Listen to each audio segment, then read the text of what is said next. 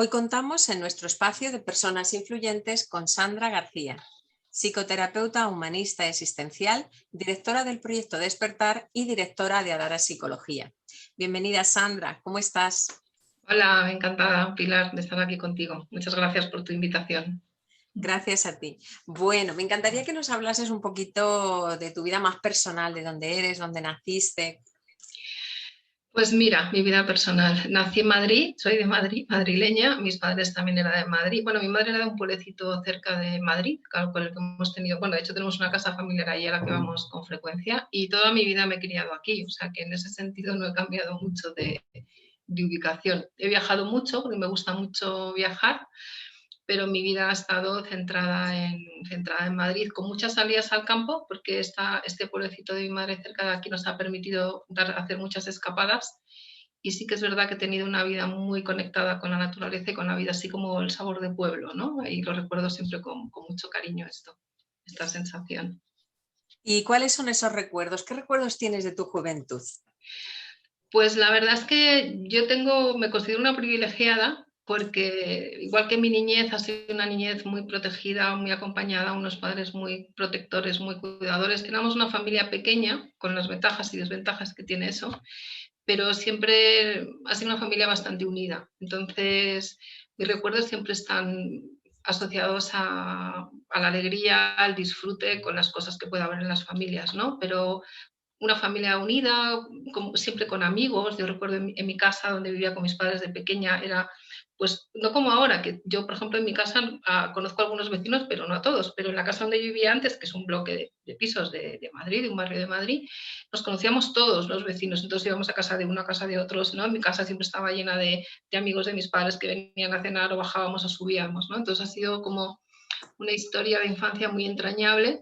Y luego la juventud, pues en esta casa que tenemos familiar en este pueblecito cerca de Madrid, me iba casi todos los fines de semana allí, entonces he pasado también una adolescencia mucho en contacto con la naturaleza, ¿no? O sea, poco urbanita he sido. Ahora quizá más por las circunstancias, ¿no? Por trabajo, me cuesta a veces más salir fines de semana, pero ha sido una adolescencia quizá poco común para lo que era la adolescencia, ¿no? De salidas de nocturnas, de ocio, discotecas, eso lo he vivido poco. Ha sido una adolescencia, una juventud como más sana en ese sentido, ¿no? Con amigos, reuniones familiares, con amigos en casas, en el campo, hacíamos excursiones con las motos, nos íbamos a los ríos. Muy bonita, tengo muy buen recuerdo tanto de la adolescencia como de mi infancia. La adolescencia, bueno, también con sus cosas, ¿no? Con la rebeldía y todas estas situaciones que se dan, pero dentro de unos límites bastante sanos, bastante saludables. ¿Y qué es lo mejor que te ha pasado en la vida? Pues lo mejor, bueno, yo creo que tengo muchas experiencias buenas, pero quizá el cambio más significativo que yo puedo como recordar o que he integrado ha sido cuando, fíjate, cuando conocí el mundo de la meditación. Yo es verdad que desde muy joven, esto sí que es cierto, he tenido como mucha inclinación por la vida espiritual, ¿no? Siempre, bueno, me he criado en una cultura católica, ¿no? Como casi todos los españoles. He recibido todos los sacramentos, mi madre era muy religiosa, muy espiritual, y yo no sé si ha sido por influencia de ella, porque yo ya lo traía puesto, pero sí que he tenido siempre mucha inclinación por todo lo espiritual, siempre, desde muy joven, desde muy pequeña. Entonces siempre ha habido mucha búsqueda en ese sentido, ¿no? Por el misticismo me gustaba leer pues, libros sobre espiritualidad, misticismo de otras religiones, interreligioso. Siempre he tenido mucha curiosidad por ese tema.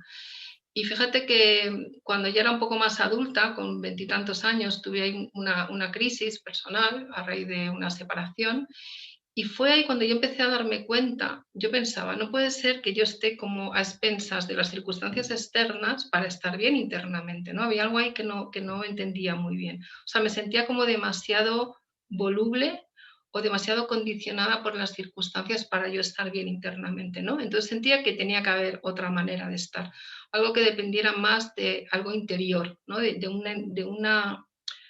un sustento interno. Entonces, esto unido también a esta inclinación mía por la espiritualidad, me hizo buscar por ahí, ¿no?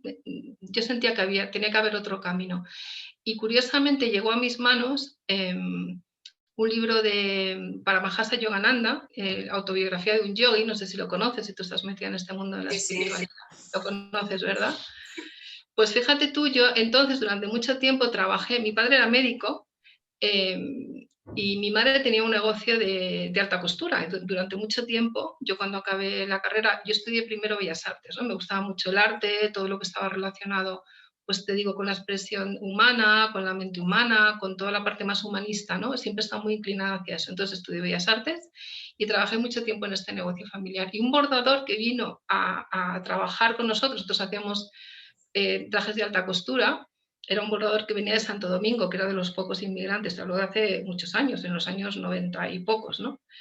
Y nos regaló un libro, el libro de autobiografía de un yogi, que fue como muy sorpresivo, ¿no? Porque un hombre dominicano que venía a España de inmigrante que trajera un libro así, a mí me llamó mucho la atención.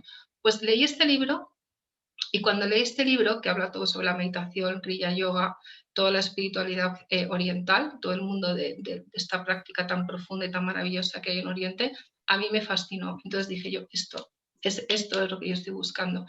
Y desde ahí empecé a buscar en Madrid algún centro de meditación y empecé a explorar y empecé a encontré un centro de meditación y ahí empecé a meditar. Y yo creo que ahora con el tiempo, con la perspectiva del tiempo de tantos años, para mí ha sido realmente un paso muy significativo porque me cambió totalmente la vida. O sea, fue como dar un giro. Luego ha sido un proceso, ¿no? Ha sido algo muy progresivo en mi caminar de búsqueda espiritual, porque luego he ido como por otros caminos explorando, ¿no? Pero ese punto de darme cuenta que había esto que yo estaba buscando, lo encontré en el ámbito de la meditación. Eso es muy curioso.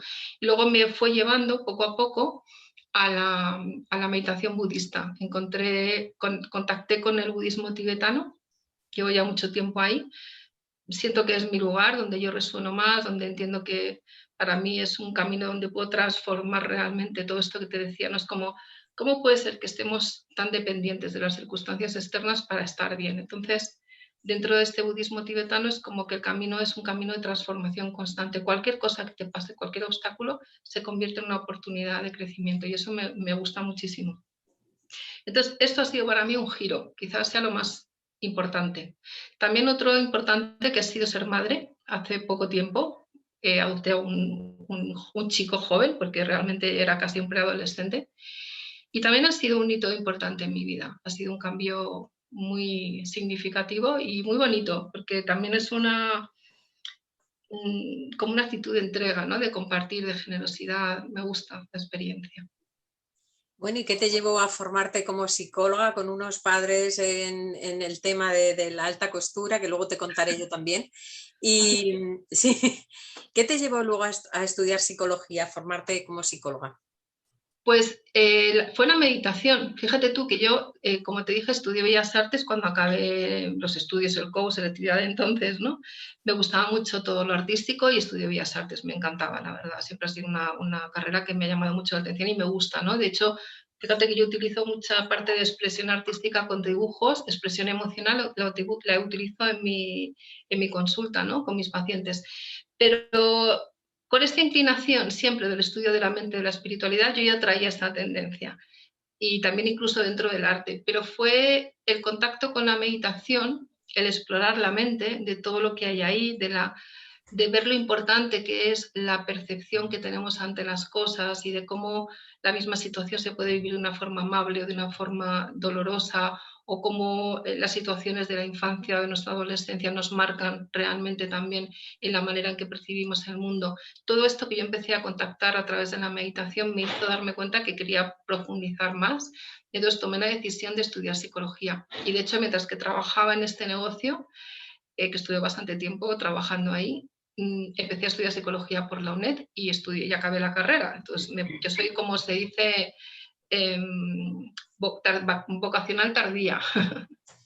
Aunque la vocación siempre la he tenido, yo creo, ¿no? Pero empecé a trabajar como psicóloga a partir de los 40 años. O sea, ya llevaba otra trayectoria.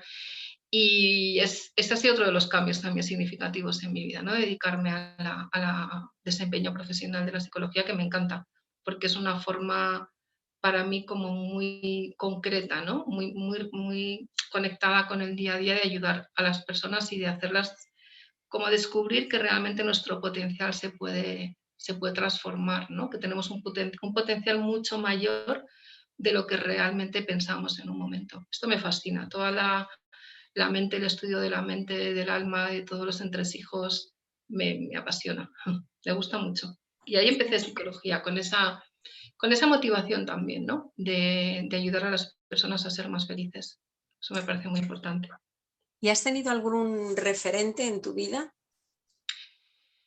Pues mira, referentes, mis padres han sido buenos referentes. Mi padre era médico, era un hombre muy entregado, muy paciente, muy cuidador, ¿no? De sus enfermos, de su familia, nos cuidaba a todos mucho.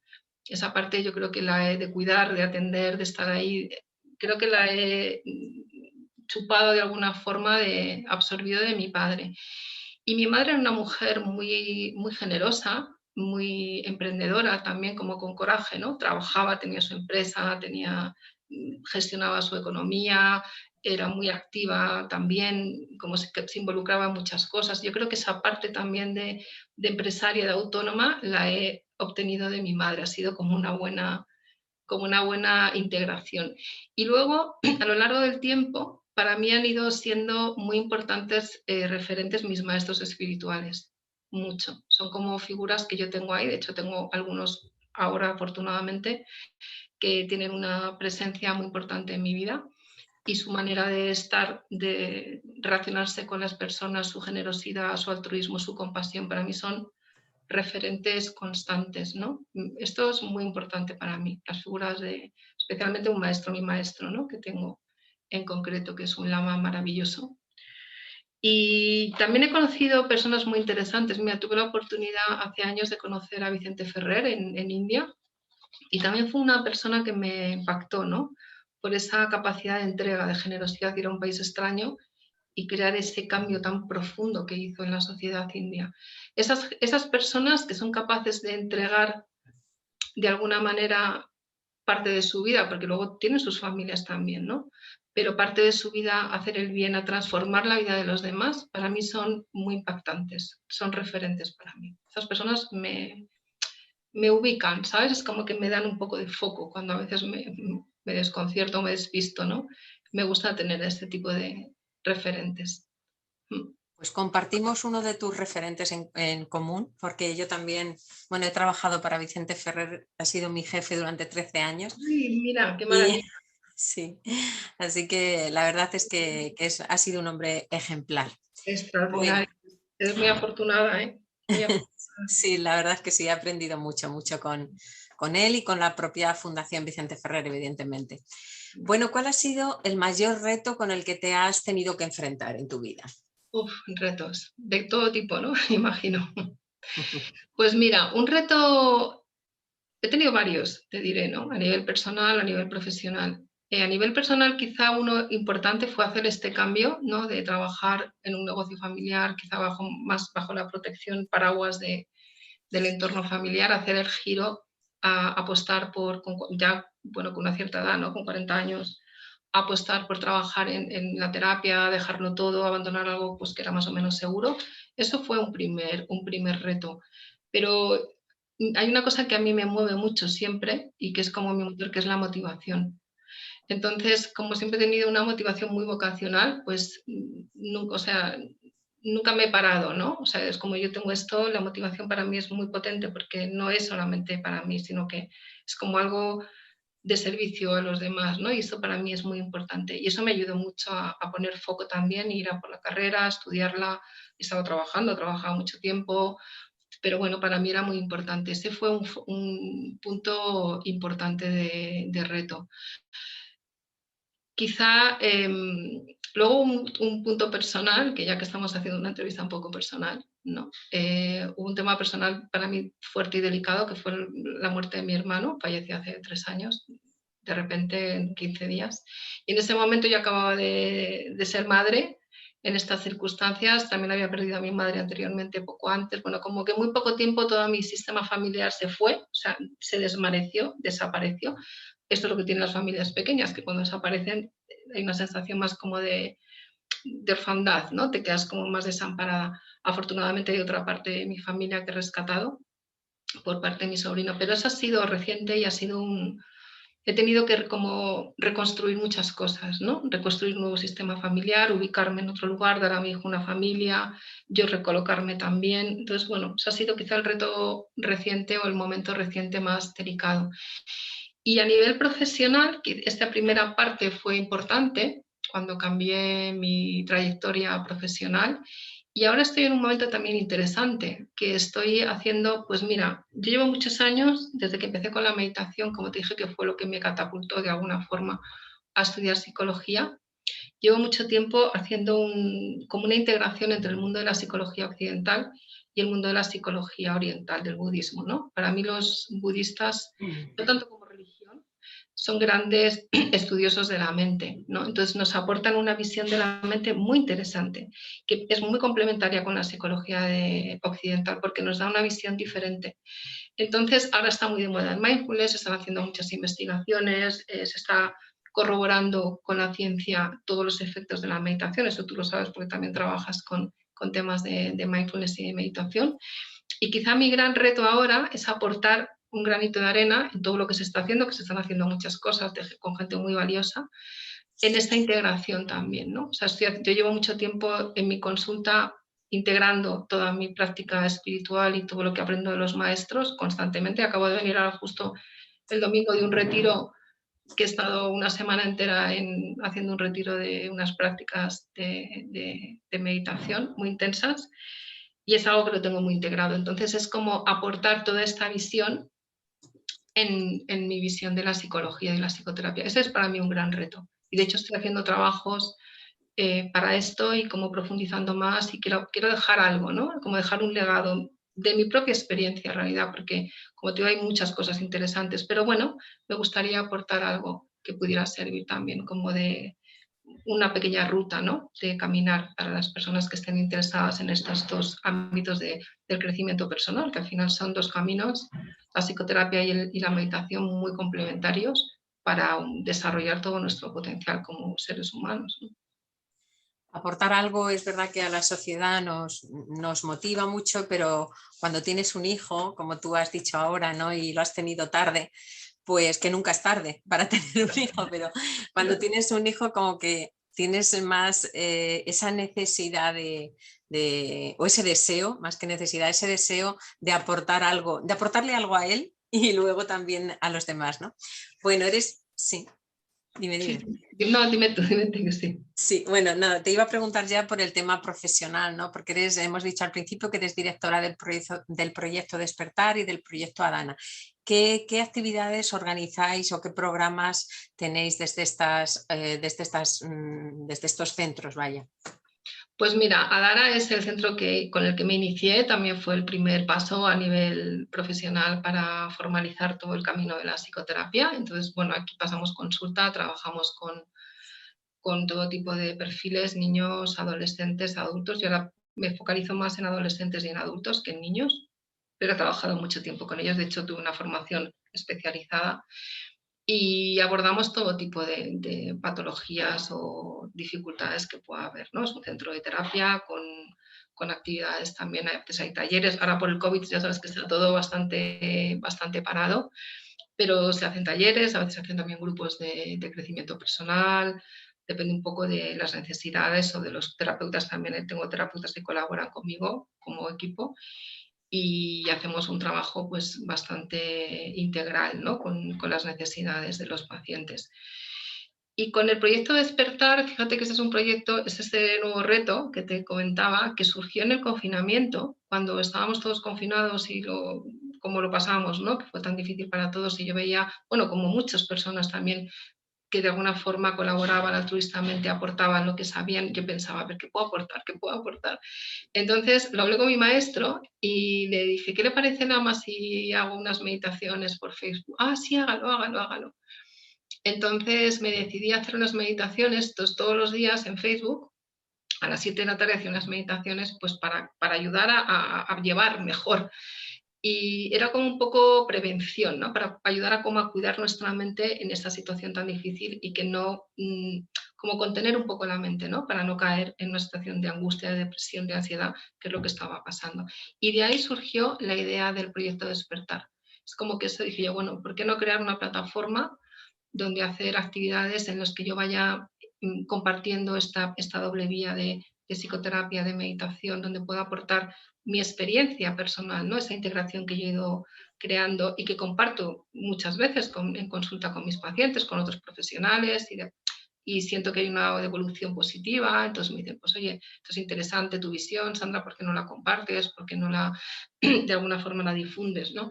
Entonces fue a raíz del confinamiento para que veas cómo muchas veces también las circunstancias difíciles, ¿no? Se pueden convertir realmente en oportunidades de crecer o de aportar cosas diferentes.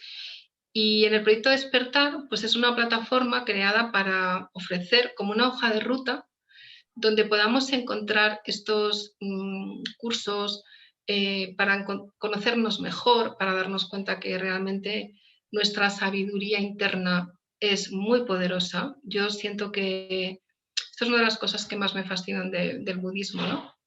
Esta sensación, lo que ellos nos comparten, que nuestra verdadera naturaleza es una naturaleza iluminada, es una naturaleza pura, que nuestra naturaleza es la bondad y la luminosidad y la compasión. A mí esto me fascina y yo intento transmitir esto a los pacientes en las consultas, ¿no? O a las personas que conozco. Es como que se den cuenta que nuestra naturaleza no es solamente lo negativo, sino que tenemos muchas cualidades que está muy bien que pongamos en marcha. Entonces, el proyecto Despertar tiene que ver con esto, como crear diferentes cursos, dinámicas, encuentros, actividades que nos lleven cada vez más a liberar todos esos velos que nos condicionan y que no nos dejan conectarnos con nuestra verdadera naturaleza. Esa es un poco la idea del proyecto. Entonces hay cursos relacionados con mindfulness, hay cursos relacionados con compasión, programas, hay un curso que yo llevo haciendo ya mucho tiempo en Adara, en presencial, y este año lo pasé a online, que es Transforma tu mente, despierta tu corazón, que en octubre iniciamos otra edición y tiene que ver con esto, ¿no? Aporto la visión de la terapia, pero bajo la mirada también de la mente que nos abre toda la parte de la filosofía oriental, esa mente sutil, como esa mente mucho más pura. Entonces, todo esto está en el proyecto Despertar. Aporto también, como tengo mucho contacto con lamas, como te comentaba, hay un templo en el norte que se llama Daksan Kayu, que también, si podéis conocerlo y ir allí, es una maravilla de lugar. Tengo mucha relación y hay lamas que vienen también a hacer cursos a la plataforma y una lama que está haciendo un curso también muy interesante durante casi 3 meses. En septiembre volveremos a contar con ella, también con un monje gelón de Karmatempa y esta lama Sanjay Sambo, o sea que afortunadamente todos estos maestros que te comentaba y personas que nos pueden aportar tanto por su visión y su generosidad, pues forman parte también de las personas que participan en este proyecto de Despertar. Así que os invito también a que lo conozcáis. Muchas gracias. ¿Y por qué es tan importante esta práctica? Pues yo creo que, fíjate, mira, como yo lo veo es que en la psicología trabajamos con la mente neurótica, ¿no? Con la mente más burda, más ordinaria, con el conflicto, con la tensión, como los rollos que tenemos ahí todos, ¿no? En nuestra cabeza. Y la meditación, cuando nosotros observamos, nos sentamos a meditar, tú que haces también meditación y mindfulness, y nosotros somos capaces de parar la mente y empezar a darnos cuenta, por lo menos una pincelada, que hay una mente sutil que va más allá de esos pensamientos y que en esa mente sutil es como yo digo que es como volver a casa. Podemos reposar, podemos relajarnos, podemos descansar. Esta experiencia solo se puede tener en la meditación. Es muy difícil por mi experiencia y por lo que he oído también otros practicantes, otros maestros. Creo que es difícil tenerla en otros espacios porque no hay esa concentración. Entonces, la práctica de la meditación nos ayuda a descubrir esta mente. Y si conocemos esa mente, es más fácil trabajar con la mente conflictiva u ordinaria o burda, ¿no? Porque decimos, vale, yo tengo mucha neurosis, yo tengo mucho conflicto, pero más allá del conflicto hay otra cosa. Entonces sé que puedo alcanzar ese otro estado. Y eso para mí es una gran noticia, porque si no sería, vale, me quito el conflicto, pero va a volver otro y otro y otro, pero no sé que hay otro camino. Y es un camino siempre hacia adentro. Esto siempre lo digo porque también se lo escucho a mis maestros, ¿no? Es como el camino de la felicidad es un camino interior, es que lo de fuera es muy efímero, no dura nunca, ¿no? Y si ponemos ahí la mente, pues es una fuente de frustración, porque lo que hoy tenemos mañana no está, lo que se une mañana se desune, a quien quieres mañana te deja o se muere, ¿no? Entonces, como no tengamos algo que nos lleve hacia adentro y que nos conecte con esa parte interna de refugio y de bondad y de amor interno, es muy difícil que podamos encontrar un estado de felicidad. Tienes toda la razón, ¿no? Y además se ha comprobado que las prácticas de meditación, que las prácticas de meditación ayudan a gestionar el dolor crónico. Sí. Y las enfermedades psicosomáticas, ¿no? ¿Qué nos puedes aportar tú como psicóloga en este tema? ¿Tienes pacientes con dolores crónicos? Pues mira, tengo pacientes con dolores crónicos que además hacen meditación conmigo desde hace años y no te voy a, o sea, no te voy a decir que hayan resuelto todos sus problemas, pero sí, porque claro, el dolor crónico a veces es algo físico, ¿no? Y es difícil de erradicar, pero sí es verdad que la meditación, aparte de la terapia, ¿no? Porque también hay que ver de dónde viene a veces todo esto, ¿no? A nivel psicosomático hay una raíz a veces psicológica que hay que como abordar dentro del ámbito de la psicología. Pero dentro del ámbito de la meditación, el ser observadores desidentificados del dolor y no retroalimentarlo con pensamientos o poner una cierta distancia de lo que yo estoy sintiendo, lo que hace es que aprendemos a gestionar mejor el dolor. Entonces, las prácticas de mindfulness, de meditación, eso tú lo conoces bien, ayudan muchísimo a gestionar mejor el dolor. Es como que tienes un dolor, pero no añades dolor al dolor.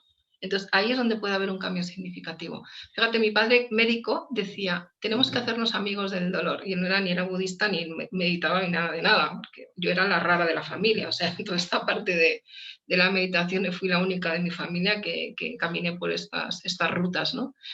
Pero él hablaba de eso también. Entonces, a través de la práctica de la meditación y el mindfulness, es verdad que te haces más amigo, porque es como que te tratas con más amabilidad y tratamos los dolores con más amabilidad. Entonces no añadimos esta reactividad al dolor, porque esta reactividad alimenta el dolor y lo hace más, lo agudiza y además nos enganchamos a él.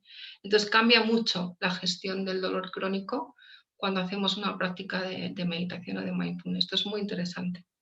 Y además hay muchas investigaciones que lo están corroborando, se han hecho estudios, se han hecho registros con grupos de dolor crónico en asociaciones y funciona muy bien. Para otras cosas no funciona tanto, depende de las patologías, digamos, ¿no?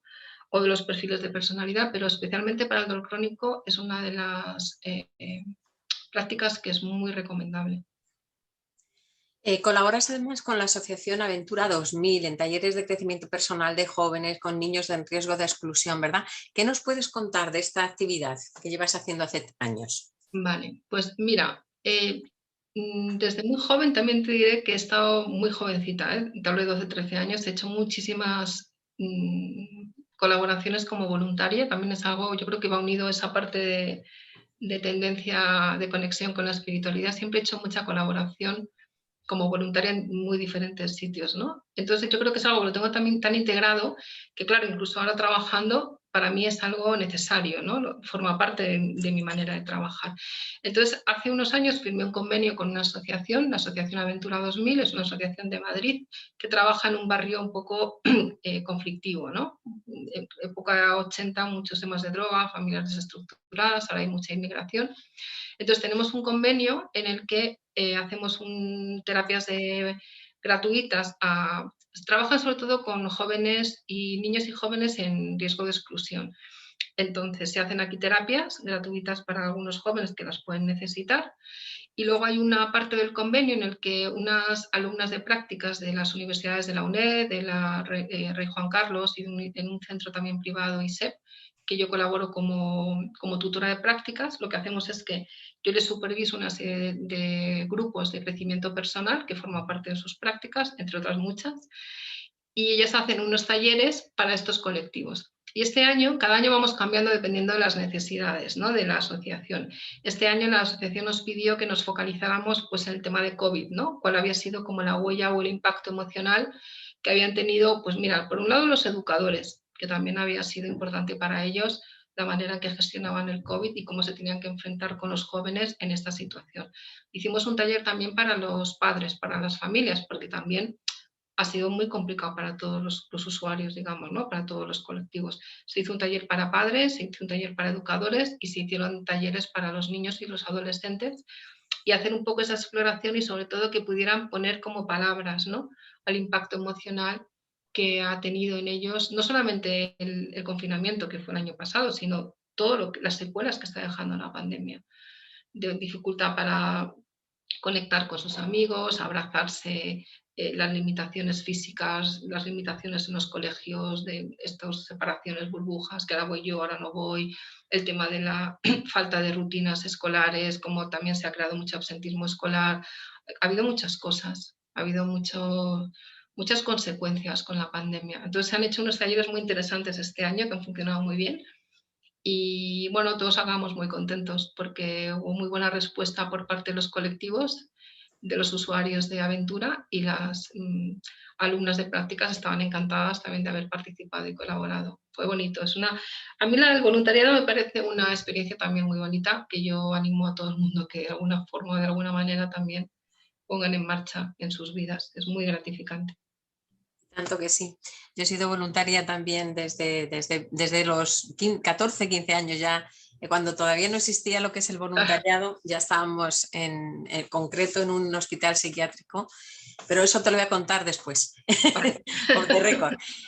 Tú que eres muy sensible a estos temas del voluntariado, ¿qué es lo que te gustaría cambiar en el mundo, Sandra? Me gustaría cambiar el mundo. Bueno, yo creo que muchas cosas. Pero mira, quizá una de las cosas que me resultan como más importantes, me encantaría que todos los humanos, todas las personas, tuviéramos más confianza en nosotros. Creo que tenemos, o sea, es como, me encantaría que aprendiéramos a querernos mejor. El querernos bien creo que es una asignatura pendiente, fíjate, Pilar, porque yo creo que si nosotros aprendemos a querernos bien, no es querernos de manera caprichosa ni narcisista. Yo siento que querernos bien es respetarnos, dignificarnos, honrarnos, mentalmente tratarnos bien. Tenemos mucho juicio, mucha crítica con nosotros mismos. Somos nuestros peores enemigos. Porque fíjate que yo creo que si nosotros nos tratásemos mejor a nosotros mismos, trataríamos mejor a los demás. Si tú estás más conectado con lo que es bueno para ti, es muy difícil que tú hagas daño a la otra persona. Mira, en mi ámbito profesional yo trabajo como desde 3 esferas, ¿no?, que yo llamo la esfera intrapersonal conmigo, que para mí es el primer paso. Eso me lleva a cómo me relaciono contigo y cómo me relaciono con el entorno que puede ser un entorno cercano o puede ser un entorno lejano, cómo me relaciono con lo que está pasando en India, cómo me relaciono con lo que está pasando en la selva del Amazonas. O sea, es cómo me relaciono con todos esos sistemas, ¿no? Entonces creo que si aprendemos a querernos mejor y tratarnos mejor a nosotros con una manera más compasiva, más amorosa, más amable, eso lo cambiaría. Haría que, o sea, intentaría que todo el mundo tuviera la oportunidad de tratarse mejor o de tener ayuda, ¿no? De poder ayudar a la gente que tiene entornos hostiles, porque creo que es como una cadena. Esto va como, ¿sabes? Como que se va abriendo no sé, como la energía, ¿no? Y creo que desde ahí se cambiaría pues el respeto, el daño a los demás, no haríamos tanto daño, transformaríamos nuestras emociones, no habría tanta hambre en el mundo ni tantas dificultades. Es que hay muchas cosas por hacer todavía. ¿No? Al final, hay muchas cosas. Sí, al final todo se resume en potenciar nuestro amor, el amor a nosotros mismos para amar a los demás, como bien dices, ¿verdad? Bueno, ¿cuál es tu gran sueño? ¿Qué proyectos o qué proyecto te queda por hacer que dices esto lo voy a hacer sí o sí? Pues quizá a nivel profesional está enfocado un poco con lo que te compartía antes, ¿no? Estoy además ahí mascullando un trabajo interno y profesional donde quiero dar forma a esta parte de integrar o aportar un granito de arena en el camino de integrar estas dos visiones de la mente, ¿no? Desde la psicología occidental y desde la psicología oriental o budista contemplativa, como queramos llamarla. Eso es una asignatura pendiente que tengo, pero estoy cerca de por lo menos dar un empujón fuerte y luego caminar sobre ello. Pero sí es un tema que me gustaría profundizar y dejar ese aporte, ¿no? Como ese pequeño o gran legado, no sé, nunca sabes luego las consecuencias que puede tener. Pero sí tengo esto en mente, aportar esta parte de integrar a través de, pues, de mi experiencia, porque al final yo creo que lo que aportas normalmente tiene que ver con tu vida, con tu experiencia, con lo que tú has ido integrando de tu propio proceso. Entonces, esta integración de todo mi recorrido que hago, ¿no? Mi recorrido espiritual y personal con mi recorrido profesional, creo que, bueno, me gustaría aportarlo, me gustaría concretarlo en algo, materializarlo y de alguna forma compartirlo con otros profesionales y con personas de a pie, ¿no? Que no somos profesionales de la ayuda, pero que creemos en un desarrollo personal y que realmente nos puede transformar a esto que decimos, ¿no? Transformar la manera en que yo me relaciono conmigo para de ahí ir como abriendo la manera en que yo me relaciono con mi entorno, ¿no? Eso me parece interesante también. Bueno, pues seguiríamos hablando otra hora más, Ya. pero sé que tienes mil cosas que hacer y yo creo que has aportado muchísimo con esta conversación que hemos tenido. Te doy las gracias y me gustaría saber cómo pueden contactar contigo, Sandra. Pues pueden contactar conmigo a través de la plataforma Despertar. La web es dharmadeldespertar.com. También a través de la web de Adara Psicología, es adarapsicología.es. Ahí aparecen los datos, correos, mi teléfono. El teléfono que aparece es mi teléfono, yo lo dejo, no tengo ningún problema. Y cualquier cosa que se necesite, o un correo. También hay un canal de YouTube donde normalmente pongo post o subo pues estos temas, ¿no? Que voy trabajando, que me van inspirando, que siento que pueden ser interesantes, que es también el Dharma del Despertar Mindfulness, es un canal en el que se van subiendo cosas. Pues bueno, proyectos que estoy ahí poniendo en marcha en iVoox también, hay un canal nuevo de audio para los que queráis escuchar también podcast. Ahí podéis contactarme, cualquier cosa que necesitéis. Yo estoy encantada de aportar, de ayudar, de compartir y todo lo que sea ayudar a la gente a que sea más feliz y que tenga más recursos y que aprenda a vivir mejor con uno mismo, me vais a encontrar en lo que necesitéis. Pues deseo, Sandra, que tu sueño de integrar Oriente y Occidente a través de tu experiencia personal y profesional se cumpla y te deseo lo mejor y te mando un abrazo muy, muy grande. Muchísimas gracias, Pilar, por esto que hacéis. Me parece muy bonito también que permitáis compartir, ¿no? Nuestras pequeñas o grandes experiencias. Seguro que hay gente interesantísima que he estado viendo que tenéis en el canal. Y está bonito también, es como la parte interesante de las redes, ¿no? Que realmente cada uno aporta lo que está haciendo. Antes era más difícil compartir esto, pero pues te agradezco tu labor y todo lo que hacéis, me parece también muy interesante. Muchas gracias por tu invitación.